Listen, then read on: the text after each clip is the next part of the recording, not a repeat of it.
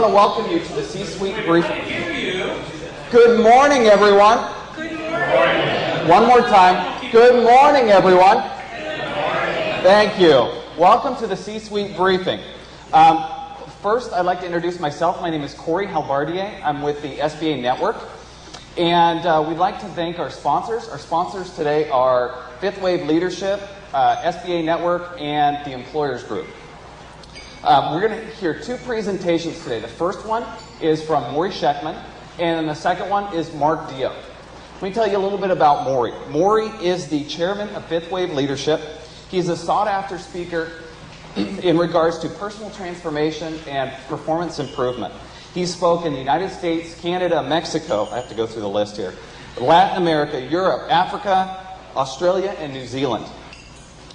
He's consulted with hundreds of top executives worldwide, managing disruptive change and merging corporate culture. He's authored 2 books. Actually, they're both right here. Working Without a Net, How to Survive and Thrive in Today's High-Risk Business World, and Fifth Wave Leadership, The Internal Frontier, which examines the connection between personal growth and bottom-line productivity. He's been interviewed on Good Morning America. What a resume, huh?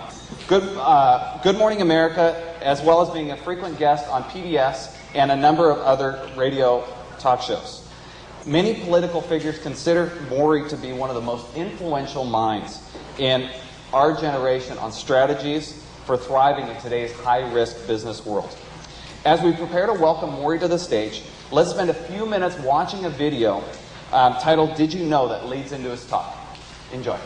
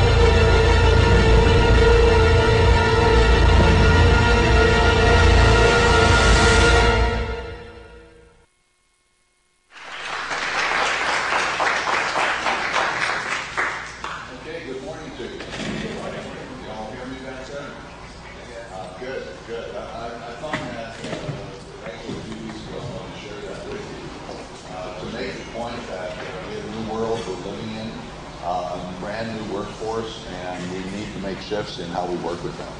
So what I want to talk to you about this morning is 5 essential shifts that need to be made to accommodate the new world that we live in. We can't manage and run organizations the way we used to because we don't have the same people working for us, and their experiences are going to be radically different than our experiences have been. So I want to go through some of these shifts with you, and if you have a burning question while I'm going through, by all means feel free to raise that question. Otherwise, I'll leave some time at the end for some individual questions. So let's look at these shifts that we need to make. There we go. Whoops. There are 2 dual challenges that we need to be aware of. One has to do with the fact that information first and foremost, and that's the biggest change agent in all our lives. First thing it does is raise expectations for everybody. Raises expectations for consumers, for customers. It raises expectations for our workers. And what it does is create a lot of conflict. I'll talk more about that in just a moment. But the first thing we have to deal with is a more challenging customer base. And that creates people who need to be able to handle challenges and not handle consensus all the time. Second thing it does is change what the workforce comes to work to do. I can't make this point clear enough, is we now live in a post-survival culture. First time in the history of the species. What does that mean? It means that people don't get up in the morning any longer worried about the roof over their head or what they're going to eat in the evening. What they come to work to do is to learn. I need to really emphasize that. We now have a culture in which people live to learn. If your working site is not a learning site, you'll have a migratory workforce. And absolutely essential that you look at what are your people learning every single day. And we'll talk more about that as we go through the material. But this is a post-survival culture. The reason people get up, they may not be able to articulate it, but the reason they get up in the morning is to learn something about the rest of the world or about themselves. Those are our challenges. There we go. Shift number 1 that I want to talk about is from conflict avoidance to conflict management. I want to emphasize here that conflict management is the number 1 skill your people are going to need. And conflict avoidance involves putting you into denial. And as I wrote in my first book, denial is the killer of business. Denial creates chaos, creates corruption, and creates constant crises to deal with. The biggest threat to business is not the marketplace. It's internal denial of your problems. And if you have conflict avoiders working for you, they will bring you down faster than anything else, particularly in the culture that we live in now. So we have to shift from conflict avoidance to conflict management. What is conflict management about? It's about dealing with problems in real time and working toward resolution, not perfection. There's a question we ask our clients all the time: would you rather be right or would you rather be effective? Conflict avoiders are often people that have to be perfect about everything. We now live in the time where the worst thing possible is to be a perfectionist. Because if you're waiting for all the information to be assembled before you make a decision, you will be in denial before you know it. So this is an essential shift from conflict avoidance to conflict management. What do you do in your organizations to teach your people to effectively manage conflict? What do you do in your organizations to support conflict avoidance? So that's a question you all need to be asking yourself, because conflict avoidance is deadly. Part of this shift is to realize the difference between conflict and hostility. We don't have many healthy role models for managing conflict in our culture. We don't grow up by and large in families that do. We don't grow up in communities that help us understand what healthy conflict is about. Conflict is simply the expression of anger, which is the expression of disappointment. I'll talk more about anger specifically, but I want to differentiate here between 2 concepts. Conflict is good, healthy, has to do with the expression of disappointment. Hostility is something radically different. Hostility is a general accusation, universal accusation, from which there is no redemption. That is, you can't make it better because it's about everything you do and everything you are. So understand the difference here is very, very important. Conflict is very critical, and it is the expression of disappointment. Again, we don't have a lot of healthy models for this. What's important about this is that all relationships at one point or another are disappointing and need to be disappointing if they're going to grow. You avoid expressing disappointment, you write people's potential off for growth and development. So the conflict is ultimately an expression and a vote of confidence. So you must express disappointment if you want people to grow and you want relationships to grow.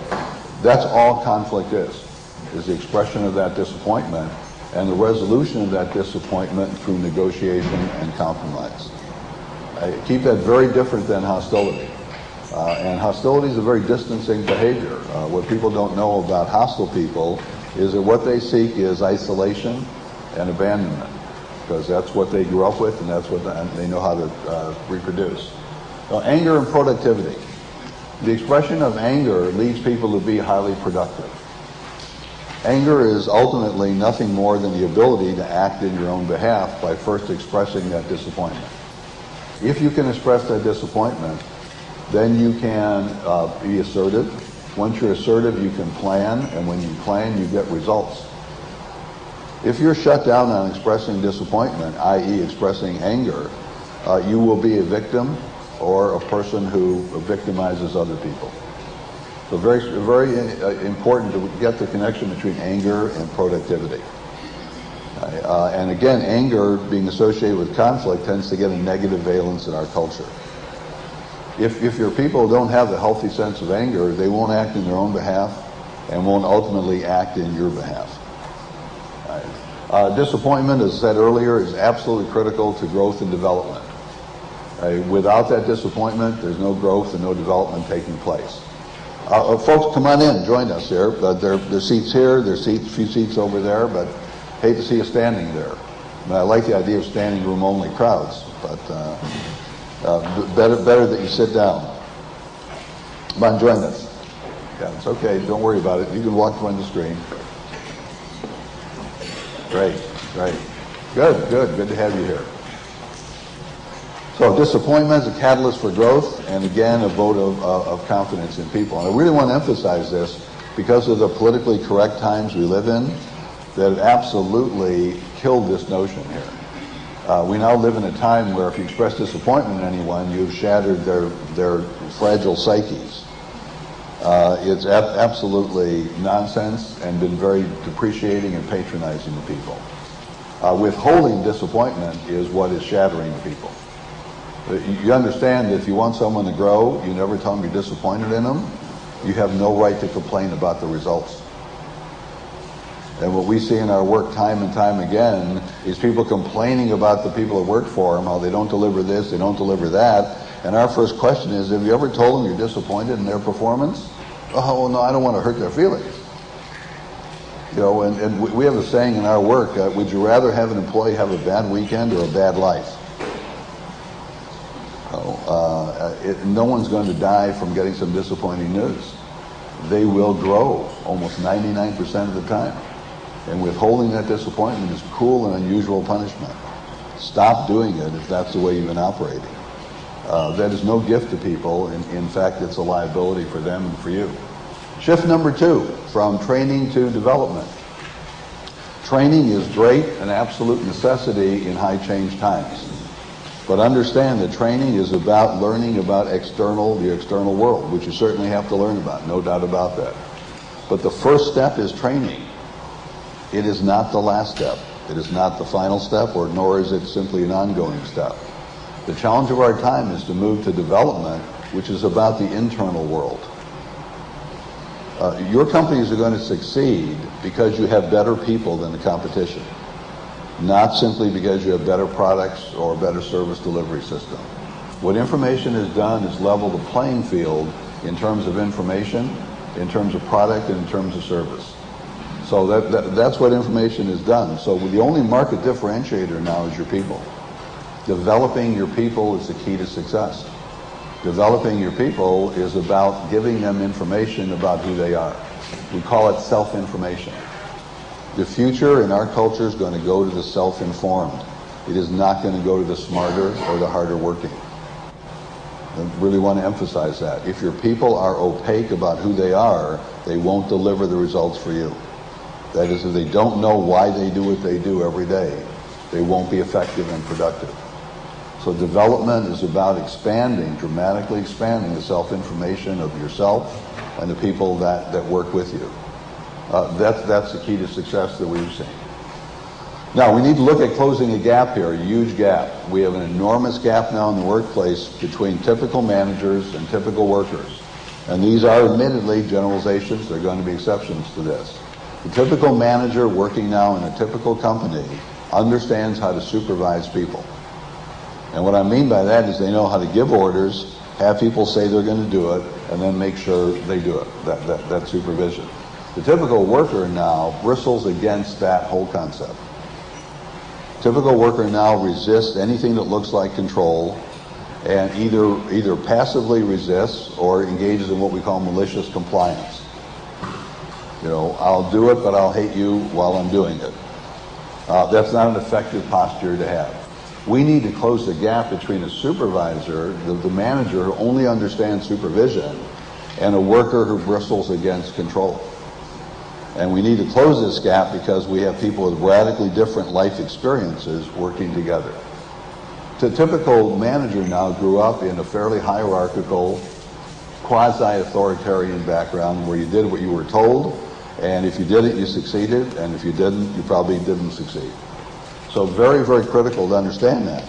The typical worker grew up in an environment with very limited life experience, stayed in things like school for a long period of time, and is by and large delayed in their development.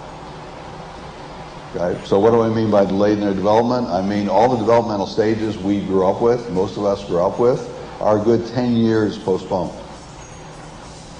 And understand that life experience grows up and matures people, not school.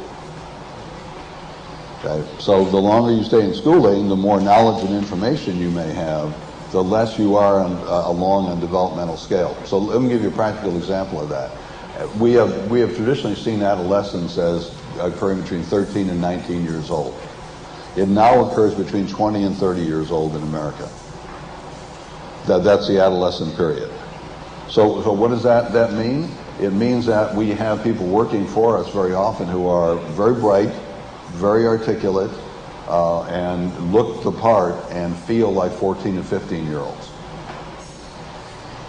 You know, one of the most common things we hear from managers in our clients, I feel like I go to work every day and I'm a babysitter. We say, you're not a babysitter, but you are rearing children at work. There's no doubt about that, and you better learn how to do it more effectively. And if you keep your rigid stance of they're going to do what I tell them to do or else, it'll be or else most of the time, and you won't be effective in your work. Both parties have to grow, and you have a challenge at both ends of this spectrum, because the life experience delta is dramatic at this point. Between people who are managing and people who are working have radically different life experiences. All you need to do is ask yourself, if you're 40, 50, 60, even a little younger, what were you doing at 21, 22 years old, and what life experiences did you have compared to a peer group now of the same age? Radically different life experiences. That creates very different attitudes toward work and very different challenges to deal with. So I really want to emphasize this gap is huge. And you need to work on closing that gap if you want to have a productive workforce. Engaging the workforce. We need now an engaged workforce, not people who do routine work over and over again. An engaged workforce means there's an emotional connection between you and the people you work for. And engagement's absolutely essential. The days are over where people will do work for combat pay, do lousy, boring work for a little more money. There has to be an emotional connection. There has to be a level of engagement we haven't seen before in the workforce. And that's fed to a great, great degree by this concept of feedback. Understand that we grew up in a time where we feel we have the right to all the information that's out there. And the internet has simply supported that and made that a huge issue in our lives. You cannot now have people working for you who get little or no information and little or no feedback about who they are and how they're doing. If you withhold feedback now in a company, what do you think the assumption of the workers is going to be? If they know little or nothing about what's going on. I'll tell you exactly what it is. You're screwing them. That may or may not have anything to do with the reality. That's the perception. Because people now feel they have a right to information, and they have a right to all the information.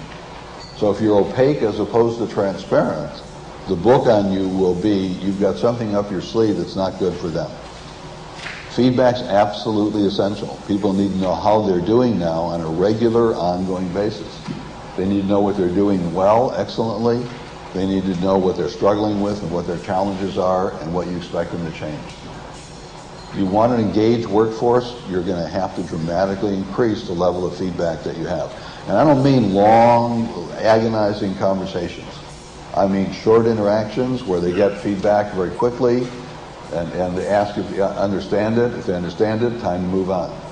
But they need that feedback on a regular, ongoing basis. That's part of the culture we live in now. Shift number 3, from what I call harassment to accountability. Harassment is a demand for results with no relationship. That's what harassment is. And again, this speaks back to the gap I was talking about earlier. We now have, by and large, managers who understand how to harass and pester people.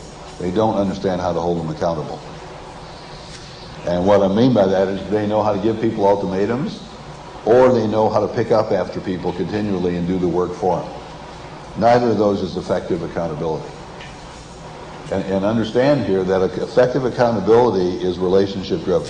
Accountability is a development of relationships, the result of which is productive work. The relationship comes first. The productive work comes second. We live in relationship-driven times. They've never been as important as before. Nothing will get done these days in a workplace outside of good, effective relationships. If you don't have relationships with the workforce, they will do the minimal for you, and that's all they're going to do. They'll do the maximal for you if you have great relationships with them. Understand me, great relationships doesn't mean you socialize with them, doesn't mean you give them a better benefit package. Great relationship means you give them feedback and you engage their feelings at work, not just their thoughts. If you don't engage their feelings, there's not going to be the depth of relationship to get the kind of accountability that you want to get. So we're talking about moving from a non-relationship, task-oriented view of work to a relationship-driven, productive work focus. Huge, huge shift for most organizations. So harassment is simply about numbers and ultimatums. If all you do is tell people, do these 3 things or you're out of here, they'll be out of there very often. And you'll have a revolving door of employees getting hired and fired on a regular basis. So it is not, we're not talking here about simply ultimatums and numbers. What we are talking about here is engagement and relationships.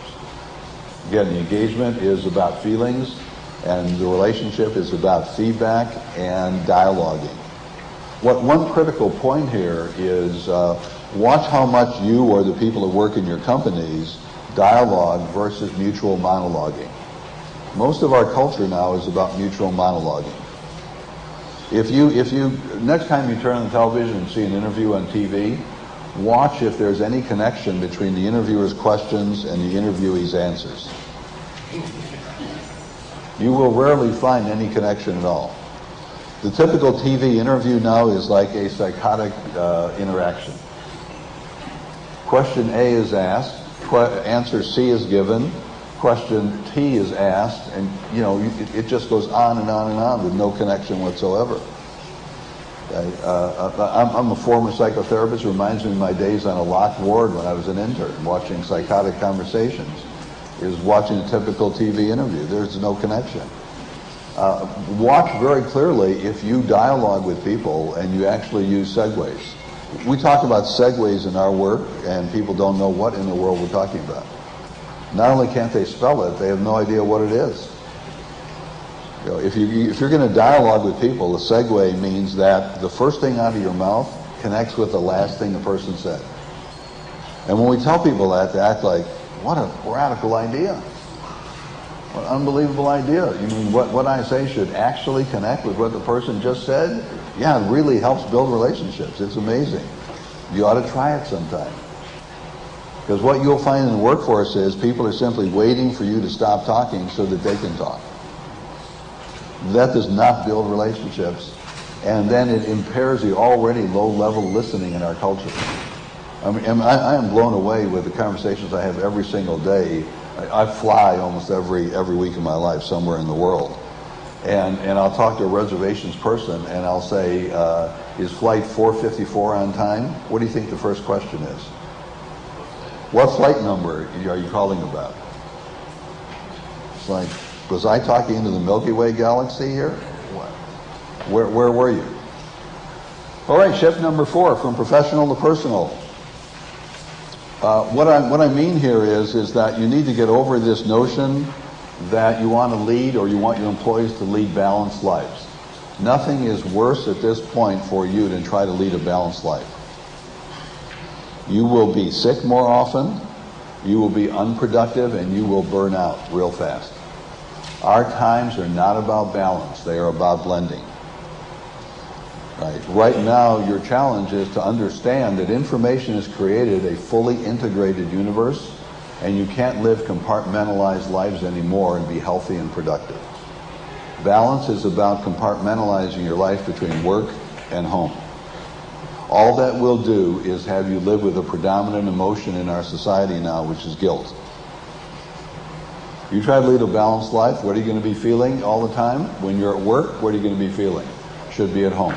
When I'm at home, there's a project at work.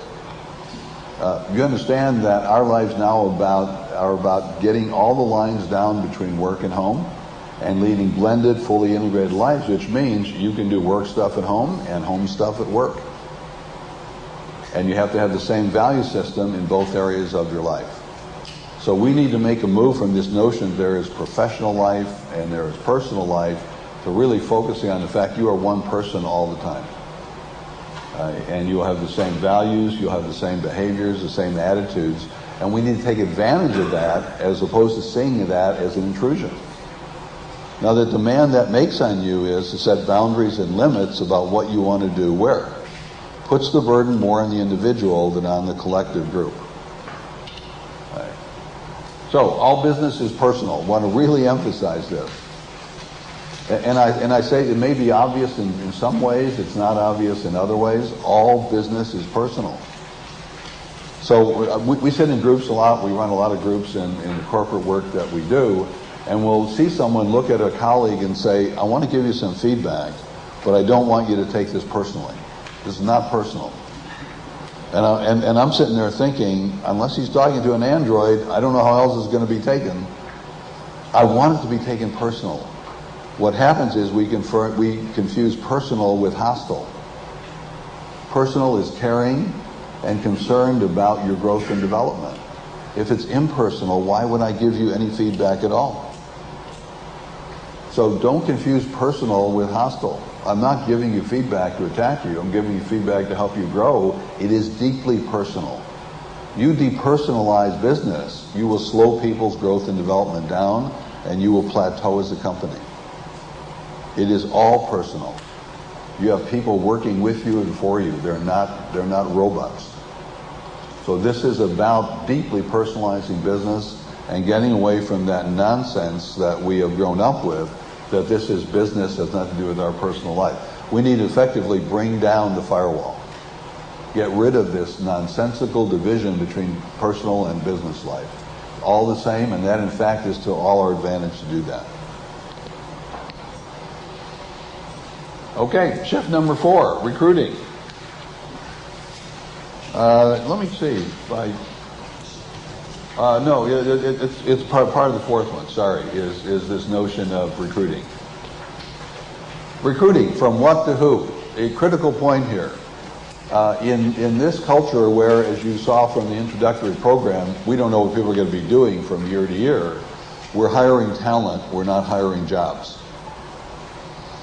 And what this means is it's who you're hiring that's important, not what they've done because what they have done may not be what they end up doing for you. And they may end up being hired to do one thing and end up doing 5 things while they're with you. This is about hiring who people are. Can't emphasize that enough. So what we're talking about here is looking at the value characteristics, the interpersonal characteristics of the people that are in front of you. Very, very different view of before. This is not about the resume. Right? This is about the gut reaction of who people are. We have a saying in our work that you get hired for what you know, you always get fired for who you are. Right? You get hired for what you know, you get fired for who you are. Nobody loses their job because they get suddenly stupid and forget how to do it. Every termination is about a personal issue that was neglected that came out in work performance.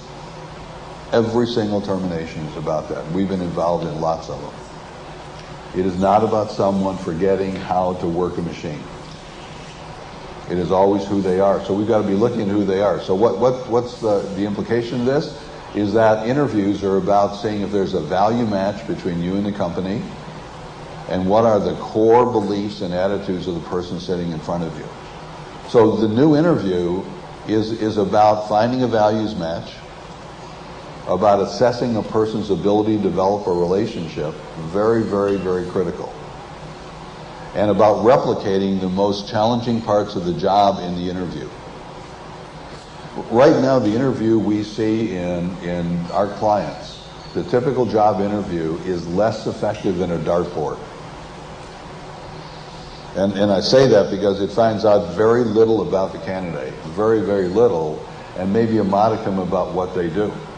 So I want to emphasize this last point. Does your interviewing replicate the most challenging parts of the job that you're hiring someone to do at the current time, and the most challenging parts of the culture they're entering into? Is that replicated in the interview? So, for example, if you're hiring someone and they're going to handle a lot of conflict situations, is there conflict in the interview? Did they get feedback in the interview that generates any conflict? If there's a contradiction in the interview, do you confront it or do you let it go? Interviews are not about making people feel comfortable, nor are they about selling positions. Interviews are about assessing the individual on a number of key indicators. Don't make your interviews a sales job, and don't make them comfortable, and don't look for consensus and agreement. Look for how people handle the tough stuff in an interview, not the easy stuff. Fifth shift, from goals to values. We have focused a lot of work and business on people achieving goals, and we absolutely agree with that. That's important to have goals. What's equally or more important is to make clear that they have the values you need to run the company you want to run. Okay. Very, very critical. Let me distinguish between the two. Goals are where you're going with your business and with your personal life. Values are how you're going to get there. Values always trump goals. Because if you don't have a value match, you will string out and make much more arduous the achievement of your goals. The values that come first and foremost, then you look at the goals. Most organizations confuse their values and their goals. So when we ask them what their values are, what we really hear are their goals. And then we hear some very flowery, patronizing, cliched things about values that have nothing to do with core values. I'll talk about it in a moment. So what are the characteristics of values? First, let me define value for you very quickly. A value is a belief system about how the world ought to be. It is not a belief system about how the world currently is or how it was. Values are a belief system about how the world ought to be. And it's somewhat like the concept of infinity. You're always working toward it and never quite get there. Values have a number of characteristics. Number one, values force you to make a decision between two or more viable alternatives. If it's a value, it must force a decision. You can't be indecisive if you claim that a certain thing you believe is a value. It forces you to make a decision. Number two, it is intrinsically polarized. It's a polarizing statement. It is either or. You can't be in the middle with the value. So you can't have a somewhat integrity, a little bit of integrity. You either have integrity or you don't. So the value is polarized and needs to be polarized to be effective. And again, it's difficult to have a clear value statement in this politically correct time because, God forbid, you take a position on anything, you might offend somebody. And that's why we have some of the chaos we have in our culture now. If you don't take positions in running a business, your business will soon be in trouble. It is your job to do that. Okay? Number 3, values are situationally neutral. It is irrelevant what the situation is. Situations never determine values. There are no situational ethics and situational values. Regardless of the situation, it is or it isn't. Number 4, it's personally neutral. The people involved are irrelevant to the situation when it comes to values. This is particularly important in closely held businesses and particularly family businesses. Number 1 reason family businesses get into trouble is because family members are exempt from the values. Don't run a family business unless you're ready to apply the values to every member of the family, without any exceptions at all. And don't run a closely held business if you have favorites that are untouchable. That will hurt everybody in the business sooner or later. 5th and final characteristic of values, they are unambiguous and incapable of further definition. So if it's a value, there's no doubt in anybody's mind what the statement means. Let me give you a practical example of that. A lot of the companies we work with say that family is a very important value for the business. And we say to them is family is a great goal, it is not a value. And why isn't family a value? Because if I ask 15 people what family means, I'll get 14 definitions. What most people mean by family is commitment to relationships. That may be a value. Family itself is a goal, not a value. When you look at the values in your company, in your organizations, really ask yourself, are you talking about your core unambiguous beliefs, or are you talking about goals that you have in the organization? They can be very different. Necessity of values alignment. Can't emphasize this enough. It is your obligation to impose your values on the organization. We are asked very often, do I have the right to impose my values on employees?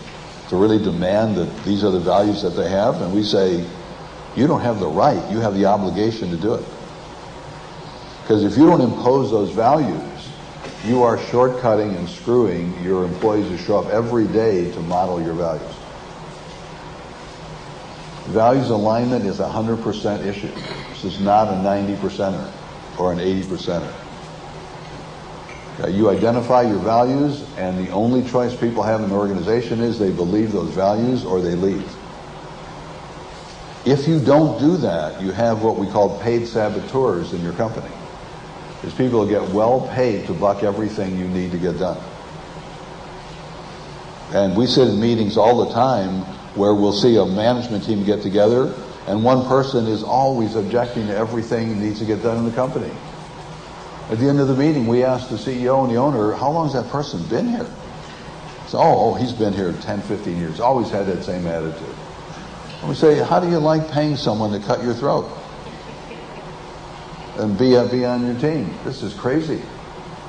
Values alignment is an all or nothing issue. No effective human organization has ever existed with a mix of values. You understand that? The strength of American culture is not that we are a melting pot of values. We are a melting pot of styles. We are the most value homogenous culture in the face of the earth. And if you don't travel a lot, you wouldn't appreciate that. Go anywhere else in the world and you will see what a mix of values creates. It is a nightmare. It is a political, economic, and social nightmare to have a mix of values. So I really want to emphasize here, it is your obligation to impose values on your organization. They come from the top. They are not voted on. This is not democratic.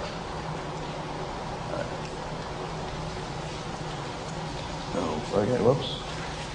Good. So I've gone through the shift, and I want to emphasize here, these are not easy shifts to make. But I want to tell you that what's difficult about making these shifts is not the new ideas. It's the getting rid of the old ones. You know, we found in our work, the most successful people we work with regularly give up what they do well. Understand that. Successful people are ready to regularly give up what they've done well and adopt something more effective. So the difficulty lies not in the new ideas, but in escaping from the old ones. Thanks very much for listening. I hope it's been helpful to you. And I'd be glad to take a few questions. We've got a few minutes. What kind of question? Yes, back there. I have a question about... You're trying to get you the mic there so that other people can hear it. I have a question about the job interview. What specific questions do you ask? Great question. I forgot to mention. I'll repeat that for you. In terms of job interviewing, what are some effective questions you can ask to really see if there's a value match between yourself and the candidate? Great question. Let me give you a couple. And these are not questions that you ask as soon as someone sits down. You establish some rapport with them, and then once that rapport is established, great question. Up till today's date, what have been the two most significant losses in your life? It is a phenomenal question for getting at core beliefs. The follow-up questions are, what did you learn from those losses, and how did they change you for the rest of your life? Now, why do we ask about losses? Because losses are the crucible within which your values are created. You don't know what you really believe from what you gain. You know exactly what you believe when you lose something. Because then the question is, who am I now and what's important to me? So that's a great question. Up to today's date, what have been the two greatest losses in your life? What did you learn from them? And how did they fundamentally change you? Another question. Up to today's date, what have been the two most stressful experiences in your life? Same follow-up question.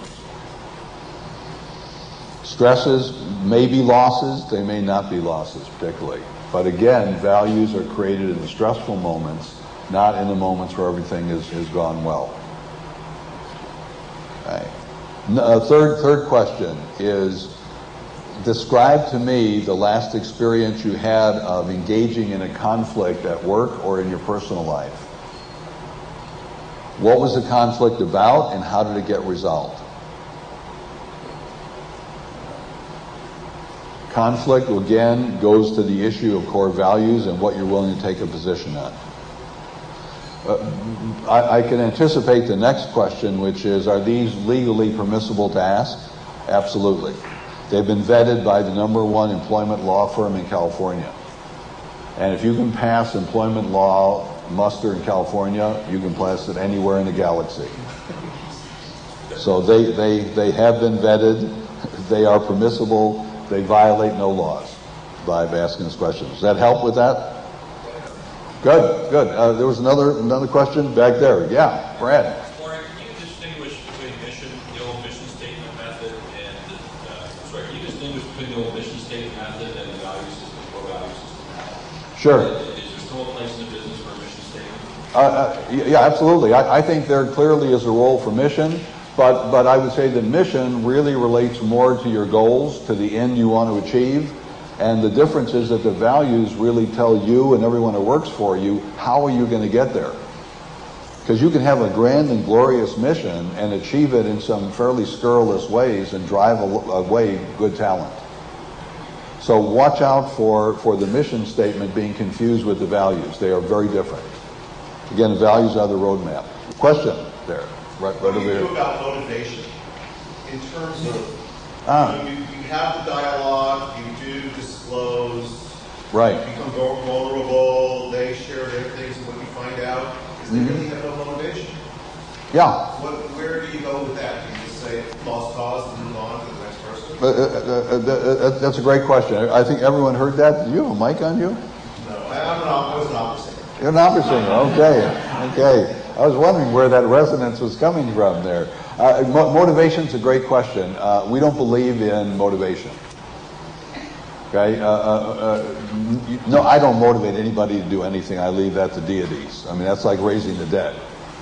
If, trying to motivate people. What we do believe in is that almost everyone has a drive to grow and learn, and what we call unmotivated people are people who've never been given information and feedback to spark their need to grow and learn. And our experience is, when we work, a lot of people say, oh, you'll never motivate him.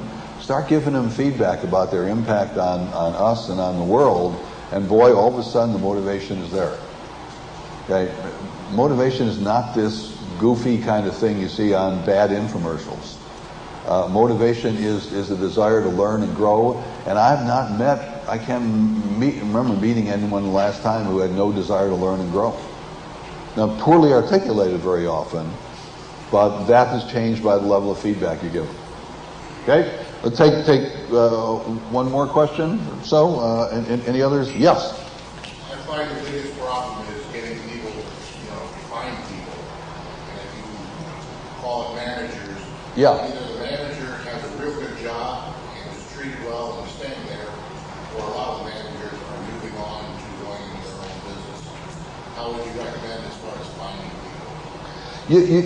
Finding people means that you've got to have a bigger flow. The question is it's difficult to find people, and I would agree, but it is certainly not impossible. And what you have to do is go through a lot of people to get someone, and most of our clients stop at a very few people and then throw up their hands and say, I can't find anybody. What sources would you use to get people? Look at it's a great question. What source did you use? That's dependent on the risk level that you're looking for, particularly in managers. And what we're looking for are two characteristics right now in managers: the ability to make decisions and the ability to build relationships. Well, I'm still saying is to get people to call you to come to the interview. I don't know that they're going to be calling you.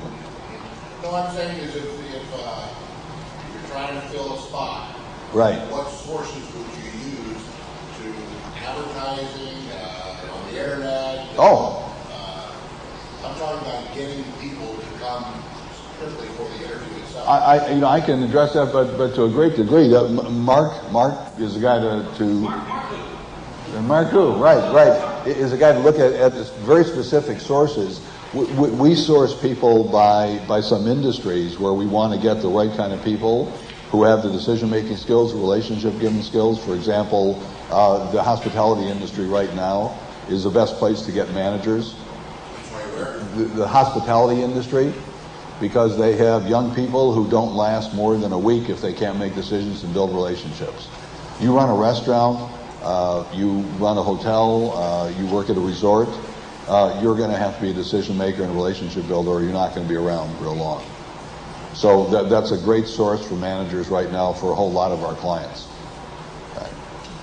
Good. Anything else before we close this? Questions, concerns? Okay, great talking to you. I have a question. Yeah, you got a question. Yes. Tell us a little bit about the Fifth Wave Leadership. What is it that you guys do over there? Oh, okay. You want me to do that now? Sure. Fifth Wave Leadership, our company is what's called a human capital development firm.